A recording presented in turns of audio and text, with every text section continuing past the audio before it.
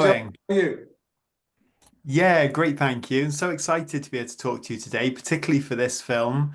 And I know the way that Neil shot it is just so unique and so interesting. But how challenging was it for you, I'm wondering, to swap film sets and extras for, shooting scenes on a plane and in a market surrounded by real people who, didn't know you were making a film?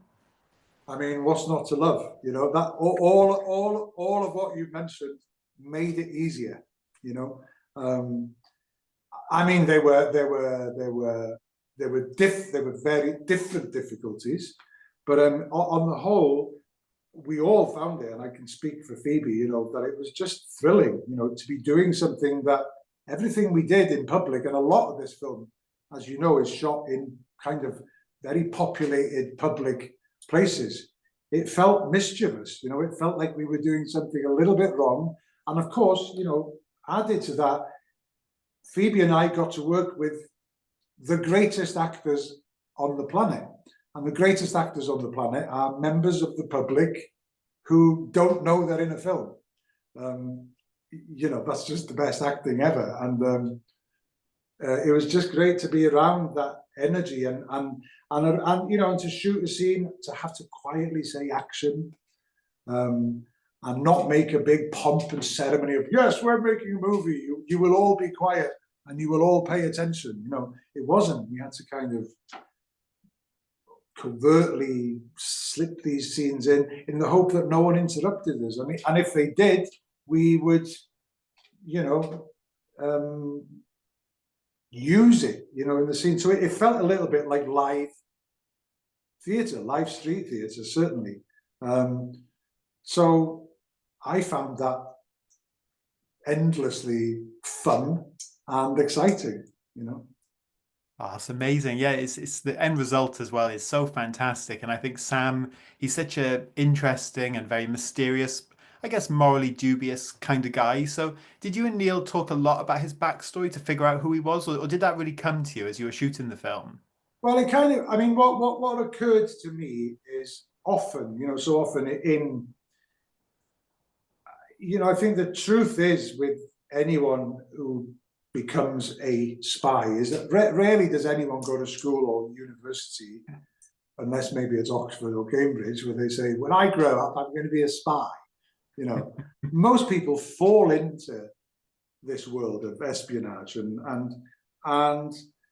for whatever reason they fall into it and find it difficult to get out of, or they have to do it to repay a debt or whatever. And I think that's what happens with Sam.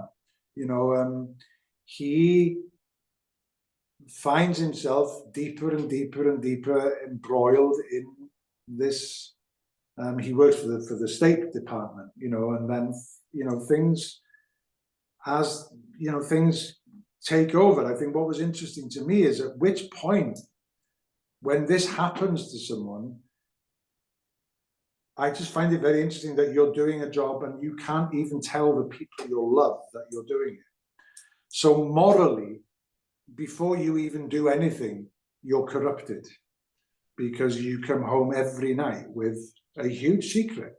And of course, we all know that is the leads to the rack and ruin of any loving relationship or setup, and we see it in extremis here, and I feel it was interesting to me that someone like him could have got so far down the line to be so, without giving too much away.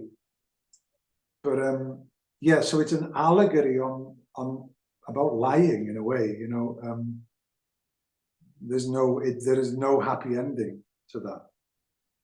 Absolutely. And you mentioned the relationship, and of course, that father-daughter relationship is so pivotal to this film. And I think the movie really hinges on what you and Phoebe do together. So, what did you enjoy about collaborating with her and figuring out what the dynamic was between these two estranged, parent and child?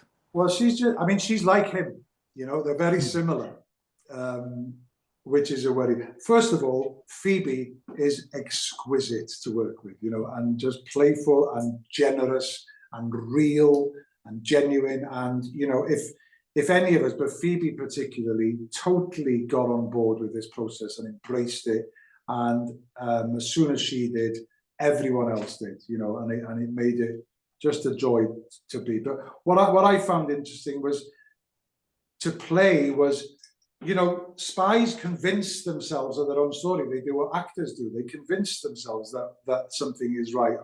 So I was interested that Sam coming back into her life and getting her on board. I think that genuinely he wants to engage with her again, you know. He wants to have her back in his life, and things go astray. So I just wanted to play with that conflict. I didn't want to play someone who was just so kind of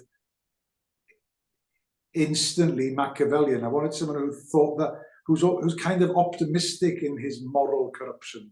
You know, in the midst of all that, there's a part of him that thinks this will be okay. You know what I mean?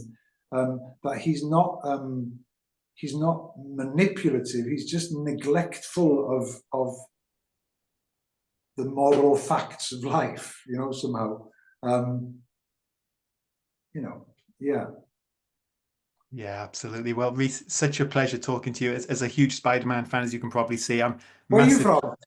I'm from South Wales, Yes, I Abergavenny. know, I can hear it. Whereabouts? Abergavenny. Oh, well, nice to talk to you. Nice to talk to a Welsh boy. Yeah, and always good to catch up with a fellow Welshman. As I said, as a big Spider-Man fan, I love what you did with the Lizard, and I followed your career and a huge fan of what you've done. And I love seeing what you brought to this one as well. So thank you so much, Rhys, for taking the time today. Thank you for your time. Cheers. Thank you very much. Lovely meeting you. Thanks again. Ta-ra, bud. Ta-ra. Cheers.